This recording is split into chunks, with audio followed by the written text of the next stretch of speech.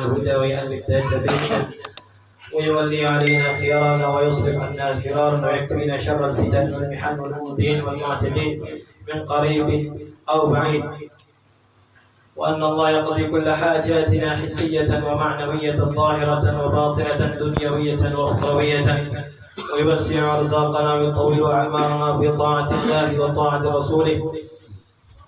ولجميع مشايخنا وأستاذنا ومعلمينا وآبائنا وأمهاتنا وأجدادنا وجداتنا وجميع المسلمين والمسلمات، منهم أبويا سيد أحمد نوفل بن عبد الله بن أحمد بن حامد الكاوي، الأستاذ محمد رضا بن عبد الله السقاف، والسيد الوالي محمد بن أحمد الحبشي، والحبيب أبو بكر بن عبد الله الطاس، وصاحب الكتاب ورسالة الجامع الحبيب أحمد بن زين الحبشي، والحبيب عبد الله بن علوي الحداد، والحبيب عمر بن عبد الرحمن الطاس، والشيخ علي بن عبد الله بارس، وصاحب الكتاب الأربعين النووي الإمام النووي الدمشقي، وشارحه الإمام الجرداني، أن الله يعلي درجات في الجنة وينفعنا بأسرارهم وأنوارهم وعلومهم ونفحاتهم في الدين والدنيا والآخرة على هذه النية، وكل نية صالحة، وكل ما نوى عليه أسلافنا الصالحون، خصوصا ما نوى الحبيب علي بن محمد بن حسين الحبشي إلى حضرة النبي محمد صلى الله عليه وسلم بسر الفاتحة. أعوذ بالله من الشيطان الرجيم. بسم الله الرحمن الرحيم. الحمد لله رب العالمين الرحمن الرحيم مالك يوم الدين، إياك نعبد وإياك نستعين، اهدنا الصراط المستقيم صراط الذين أنعمت عليهم غير المغضوب عليهم ولا الضالين آمين. بسم الله الرحمن الرحيم. الحمد لله رب العالمين. اللهم صل وسلم على سيدنا محمد الفاتح لما أغلق والخاتم لما سبق ناصر الحق بالحق والهادي إلى صراطك المستقيم، وعلى آله وصحبه حق قدره ومقداره العظيم. سبحانك لا علم لنا إلا ما علمتنا إنك أنت العليم الحكيم. رب اشرح لي صدري ويسر لي أمري واحلل عقدة من لساني يفقهوا قولي، وسدد لساني واهد قلبي بجاه النبي والصحب والآل. ربي زدنا علما نافعا وارزقنا فهما صادقا. اللهم إنا نسألك فهم النبيين وحفظ المرسلين وإلهام الملائكة المقربين يا أكرم الأكرمين. اللهم علمنا ما ينفعنا وانفعنا بما علمتنا وزدنا علما. اللهم امن علينا بصفاء المعرفة، وهب لنا تصحيح المعاملة فيما بيننا وبينك على السنة، وارزقنا صدق التوكل وحسن الظن بك، وامن علينا بكل ما يقربنا إليك بعوافي الدارين. اللهم إنا نعوذ بك من علم لا ينفع، ومن قلب لا يخشع، ومن نفس لا تشبع، ومن دعوة لا تسمع ولا يستجاب لها. نوينا التعلم والتعليم والإفادة والاستفادة والتذكر والتذكير والنفع والانتفاع والحث على التمسك بكتاب الله وسنة رسوله والدعوة إلى الهدى والدلالة على الخير ابتغاء مرضاته وقربه وثوابه سبحانه وتعالى. أما بعد، إلى أن قال ومما ينبغي. هذا كتاب ini. Coba ente baca. Halaman 319. 319. Ya. Boleh anak siapkan dulu. Boleh.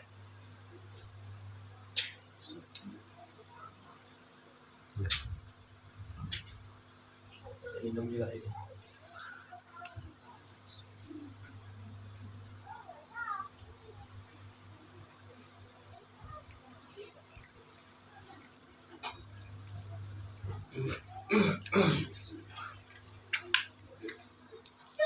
Maaf.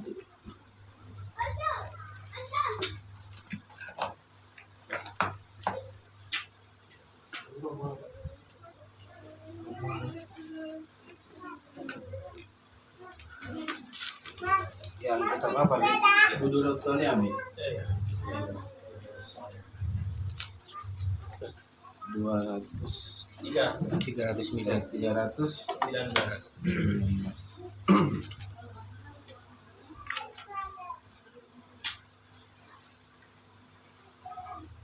Yang mana?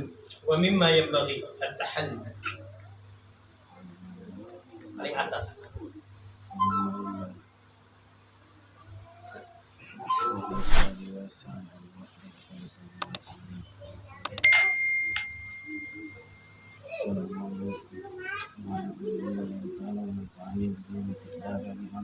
Irfa صوتك. Angkat suaranya. Wa mimma yanbaghi tahli tahalli bihi aidan as-sidqu wal muradu bihi sidqut tahqiqi fi jami'i maqamatid din wa huwa a'la anwa'us sidqi wa huwa ala anwa'is sidqi. Qala al-muallifu rahimahullahu kas-sidqi fi at-taqwa was-sabri wasyukri wal khawfi wal roja'i wal jahdi wal juhdi wat tawakkuli wal mahabbati wal ridha wat ta'zimi wal haya'i wal haibati wa ghairiha. Fa idza tammat haqiqatul maqami summiya sahibuhu sadiqan yuqalu masalan fulanun sadiqun fi ikhlasihi wa fi khawfihi. Qala Allah ta'ala innamal mu'minuna alladhina amanu billahi wa rasulihi ila qawlihi ulaika humus sadiqun. Fahadha huwa as-sidqu fil imani. Wa man kana sadiqan fi jami'il umuri wa huwa siddiqun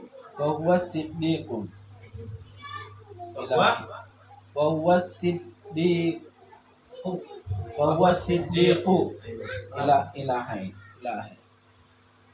Bismillahirrahmanirrahim. Sampai kemarin kita di antara ketaatan hati. Sebelum kita memasuki pembahasan ma'asil jawarih, maksiat anggota badan, yang disebutkan di dalam syarihnya ini bahwa wa mimma yanbaghi, dan di antara yang harus at-tahalli bihi aidan, untuk kita menghias batin kita ini, akhlak kita ini, di antaranya as-sidqu, kejujuran di sini. Wal muradu bihi, yang dimaksud kejujuran di sini, kebenaran di sini, sidqut tahqiqi fi jami'i maqamatid dini, kejujuran untuk memastikan semua maqam agama, kedudukan agama.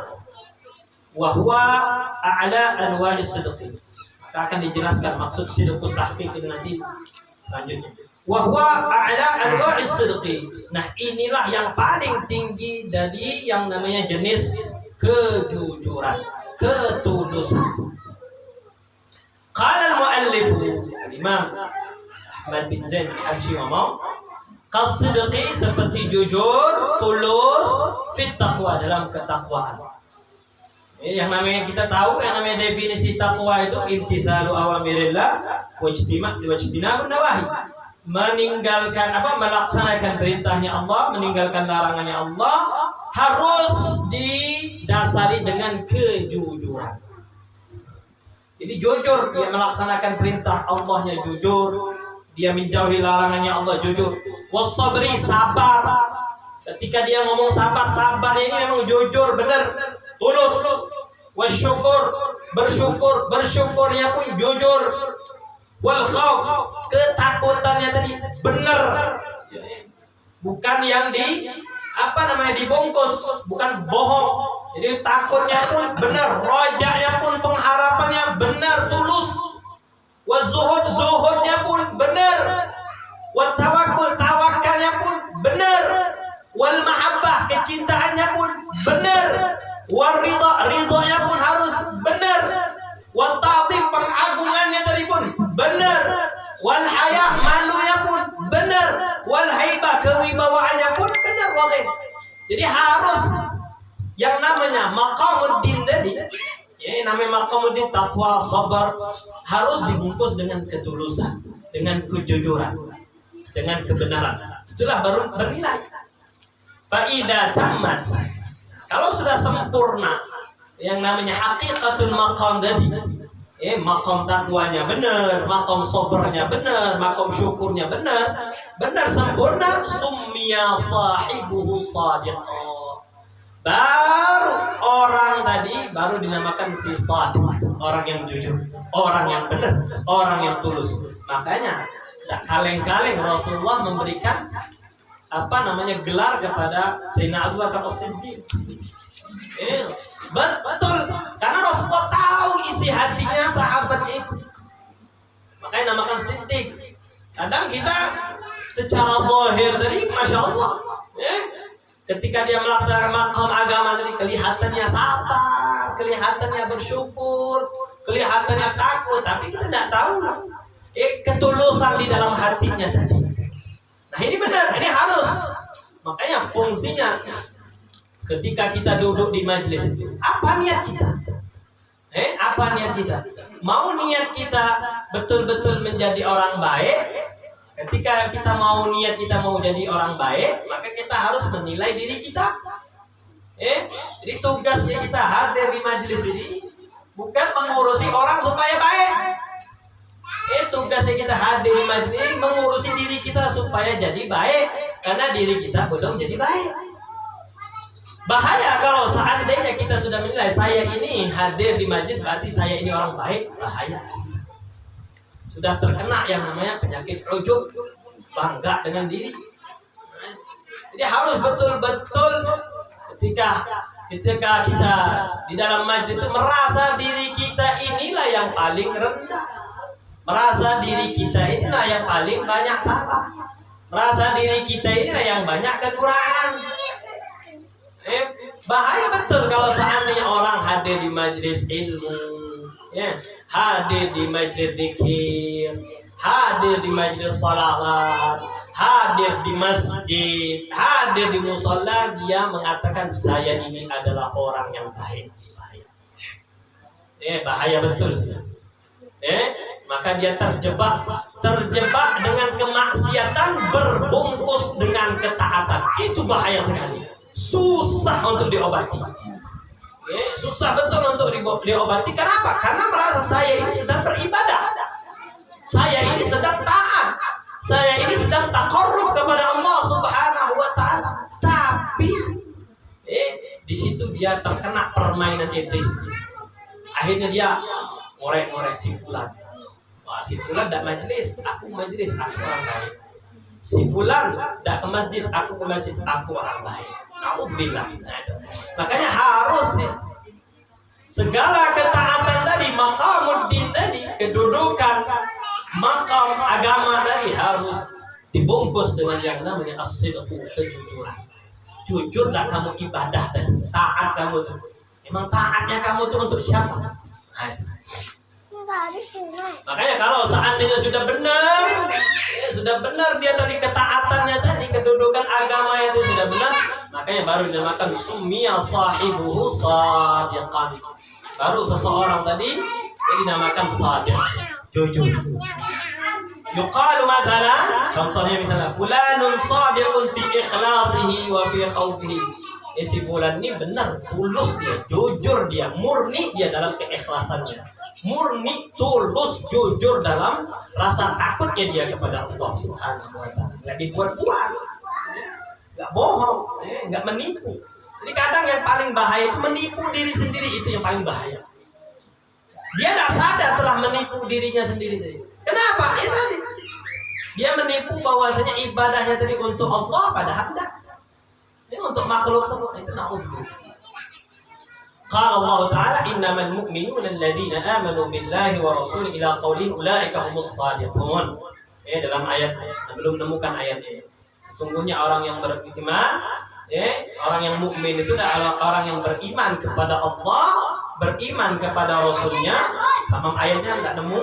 Ulaika humus shadiqun. Mereka lah yang namanya benar-benar yang dinamakan as-shadiq. Artinya mereka beriman tadi untuk Allah dan untuk Rasulnya. Tidak ada tujuan yang lain. Itulah yang namanya sadiq. Fahada huwa sidqu fil iman. Nah, inilah yang namanya ketulusan, kejujuran dalam iman. Wa man kana sadiqan fi jami'il umur fa huwa siddiq. Kalau seandainya segala perkara yang tadi tulus dia, murni dia, benar dia, maka ini dinamakan as-siddiq. Yang hebat betul. Ya, ketika Sayyidina Abu Bakar itu, ya, yang ngasih julukan itu Rasulullah Sallallahu Alaihi Wasallam. Tapi segala perbuatan itu tidak ada. Makanya ketika ngomong mahabbah pun, ya, ngomong mahabbah pun benar. Jadi kalau kata Sayyidina Abu Bakar, kalian dekati, ya, Rasulullah itu dengan cara dekat kepada keluarganya, karena beliau sendiri ngomong. Karena memang dipraktekkan katanya, la qarabatu Rasulillah sallallahu alaihi wasallam ahabbu ilayya an asila min qarabati. Kerabatnya Rasulullah itu lebih aku pentingkan, lebih aku utamakan, lebih aku dahulukan daripada menyambung hubunganku dengan kerabat. Makanya, jadi cintanya Sayyidina Abu Bakar itu memang tulus, benar. Tidak bohong, tidak sekedar lisan saja. Tapi hatinya macam-macam. Wal'iyadzubillah, nggak tahu. Jadi yang namanya dari kemarin itu semuanya maqamuddin, ya, kedudukan yang dianjurkan di dalam agama. Ya, di antaranya tadi misalnya benci kepada bermusuhan kepada hawa nafsu, setan, sabar, kan? Disebutkan di sini sabar kepada taat, sabar kepada bala, sabar ketika maksiat mau. Terus misalnya mengagungkan syiarnya Allah, syukur dari nikmat-nikmatnya Allah, sakha, dermawan, baik sangka, nasihat kepada kaum muslimin, ikhlas, itu semuanya harus dibungkus dengan kejujuran. Kalau tidak dibungkus dengan kejujuran, semuanya ada di dalam. Nah, itu pembahasan akhir dari ketaatan hati. Selanjutnya kita akan memasuki yang namanya ma'asil jawarih.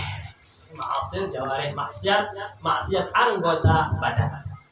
Wa amma ma'asil jawarih, adapun yang namanya maksiat anggota badan, syara'al muallif rahimahullah fil kalam ala ma'asil jawarih.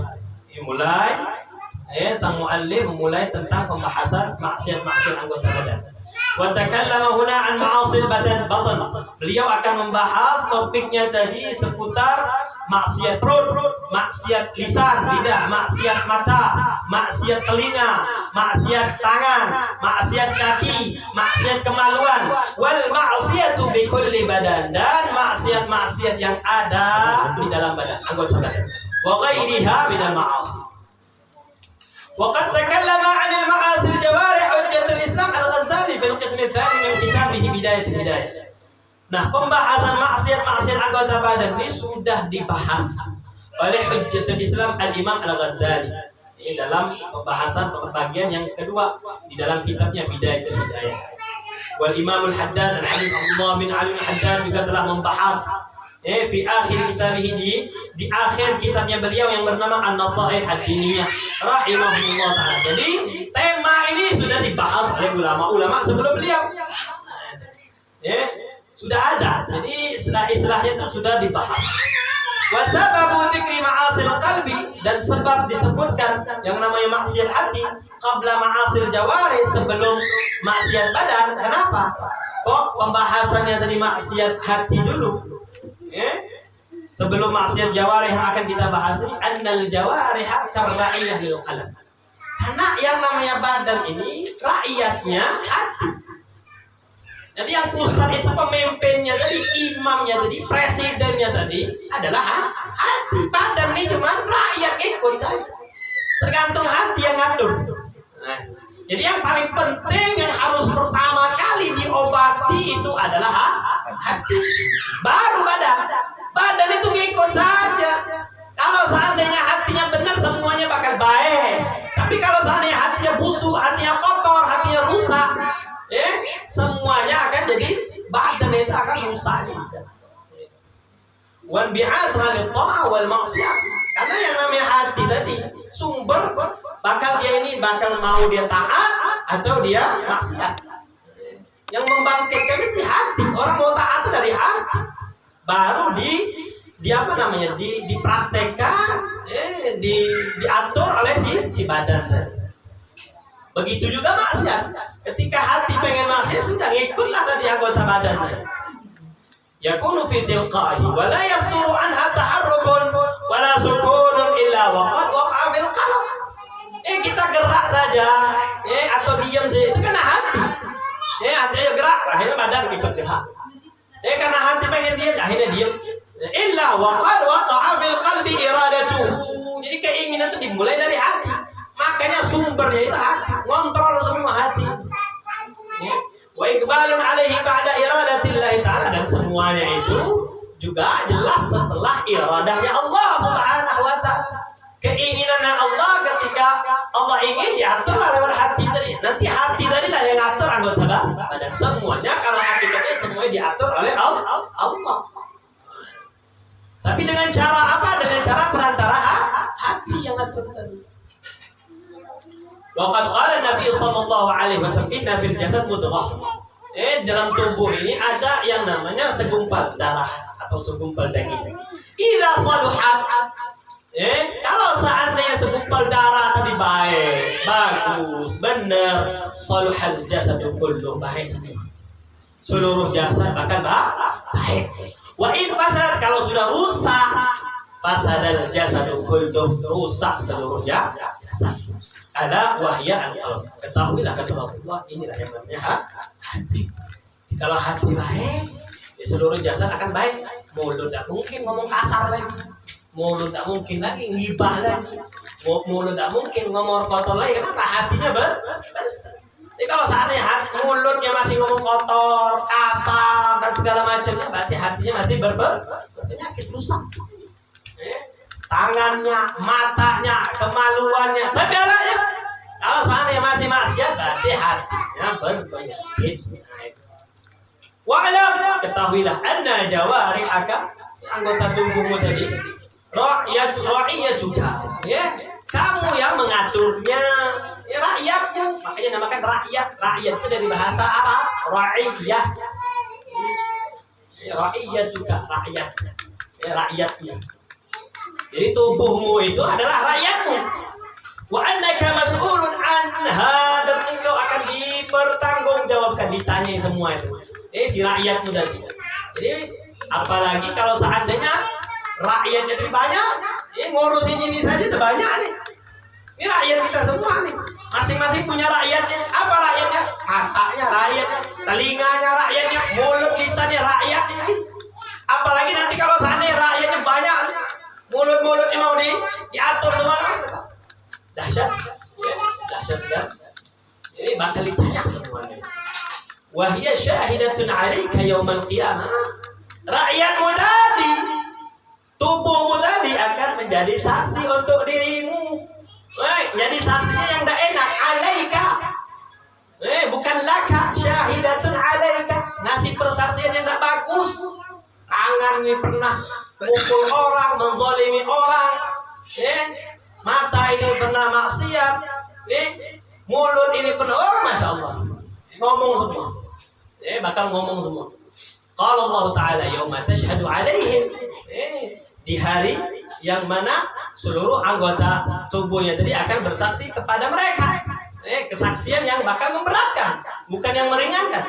Tashhadu alaihim alsinatuhum, lisan-lisan mereka, wa aydihim, tangan-tangan mereka, wa arjuluhum, kaki-kaki mereka, bima kanu ya'malun, dari apa yang telah mereka kerjakan. Maka fala tastamilha, jangan kau gunakan anggota tubuhmu tadi illa fi maradillahi ta'ala, kecuali kau gunakan dalam keadaan taat, ridhonya, mendapatkan, mencari ridhonya Allah Subhanahu wa ta'ala. Fallahu subhanahu wa ta'ala khalaqaha laka. Allah lah yang menciptakan anggota tubuhmu tadi, litasta'in, agar membantu biha ala amri ma'ashika wa ma'adik.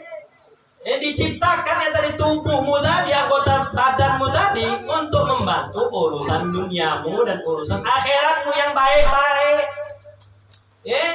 Yang baik-baik sudah diberikan kadang lupa bersyukur. Lupa bersyukur. Seakan-akan bersyukur itu rumah, duit, peralatan dan segala macam. Lupa kita bersyukur. Mata ini, mulut ini, tangan ini, semua itu nikmat. Pemberian dari Allah Subhanahu, nikmat semuanya itu. Tangan berfungsi, kaki berfungsi, itu nikmat. Lupa kita syukur dengan nikmat tersebut. Yang dia syukurin ada syahwatnya tadi, perutnya tadi, dan segala macam. Seakan-akan itu saja yang namanya nikmat. Padahal Allah sudah beri itu. Supaya untuk membantu urusan akhirat, urusan duniamu. La anta'asiyahu biha. Allah beri tadi untuk supaya kau gunakan dengan yang baik. Dunianya yang baik. Kalau bisa dunia tadi untuk manfaat orang lain, senang Allah. Ma'adik untuk urusan akhiratmu juga nanti kau gunakan untuk taat kepada Allah. Allah memberikan tubuh ini untuk digunakan sebaik-baiknya. La anta'asiyahu biha. Bukan untuk kau bermaksiat. Sudah diberikan tangan malah kau gunakan untuk melanggar. Diberikan mata malah digunakan untuk melanggar. Tambah kecewa Allah Subhanahu wa ta'ala. Tapi alhamdulillah kita masih. Walaupun kita maksiat, setiap hari kita maksiat, tidak dicabut oleh Allah Subhanahu wa ta'ala. Tidak tiba-tiba tangan kita lumpuh. Tidak tiba-tiba kaki kita lumpuh. Tidak tiba-tiba mulut kita bisu, tidak bisa ngomong gara-gara ngomong kotor terus, ngomong kasar terus. Mata kita tiba-tiba buta gara-gara lihat maksud. Alhamdulillah Allah masih sayang sama kita. Makanya kita ini bersyukur, taubat terus, minta ampun terus. Apalagi di bulan Rajab ini perbanyak istighfar. Rabbighfirli warhamni wa tub alayya. Dianjurkan banyak-banyak istighfar. Banyak-banyak istighfar, banyak salahnya kita ini. Beruntung kita punya Tuhan betul-betul maha penyayang. Kita punya Tuhan maha betul-betul pengasih. Coba kalau seandainya sifatnya sama seperti makhluk, udah seluruh umat manusia ini mungkin sudah kena azab semua. Karena apa? Karena kalau seandainya sifatnya manusia gampang kecewa, gampang marah, gampang isu. Sudah disuruh dikasih nikmat malah melanggar. Sudah. Kirim azab dari dulu, mungkin dunia ini sudah binasa dan dunia. Tapi kita punya Allah yang maha segala maha. Makanya jangan lupa kita untuk istighfar, minta ampun kepada Allah, taubat, meninggalkan kesalahan Allah hari ini. Sudah banyak dosa maksiat, belum maksiat hatinya, belum maksiat lisannya, belum maksiat matanya, belum maksiat tangannya, belum maksiat kakinya, dan seterusnya. Ya Allah ampuni ya Allah. Ya Allah tolong ya Allah, berikan rahmatmu ya Allah. Berikan kasih sayangmu ya Allah. Jangan sampai kau cabut nikmat. Takutnya kalau bangun tidur sudah bisa ngapa-ngapain. Tidak bisa, tangan tidak bisa ngapa-ngapain, kaki tidak bisa ngapa-ngapain. Karena apa? Allah murka ini hamba tak sadar-sadar, sombong ya minta ampun. Hamba itu sombong, merasa dirinya paling segala-segalanya. Ini sudah aku cabut merasakan. Untung tidak seperti itu. Untung Allah Subhanahu wa ta'ala maha segala maha dan cabut nikmat itu. Mudah-mudahan ada kesempatan. Ada kesempatan supaya hamba ini mau dia taubat.